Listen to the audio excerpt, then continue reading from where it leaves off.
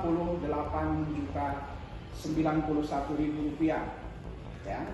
Nah, terhadap uang denda tersebut terpidana sudah melakukan pembayaran terakhir itu pada tahun 2020. Kemudian kemarin terpidana melunasi uang pengganti ya, uang pengganti tindak pidana sebanyak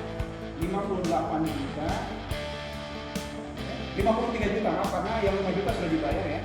Jadi tinggal 53.091.600 rupiah. Nah, ini sudah dilakukan persidangan. Nanti akan kita pertimbangkan fakta-fakta itu ya.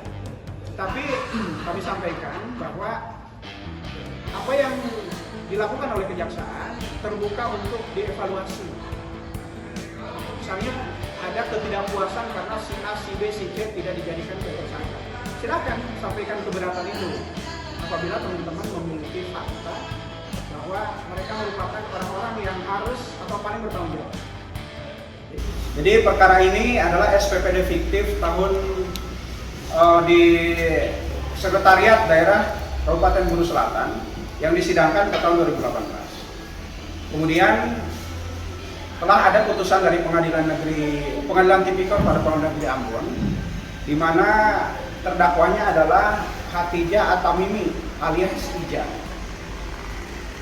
Ija ini atau Hatijah Atamimi ini merupakan bendahara pengeluaran pada Sekretariat Daerah Kabupaten Buru Selatan, di mana pada saat yang bersangkutan sebagai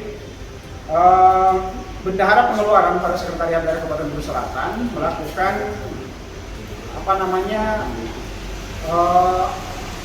manipulasi terhadap SPPD. Jadi ada SPPD fiktif ya, yang kemudian diangkat ke tahap persidangan dan dinyatakan terbukti melakukan tindak pidana. Nah, Pengadilan Negeri Ambon memutus yang bersangkutan pidana penjara 4 tahun, denda 200 juta, dan SPPD fiktif yang menjadi tanggung jawabnya adalah 58 juta sekian. Dari 161 juta, 58 juta yang dianggap sebagai kerugian keuangan negara.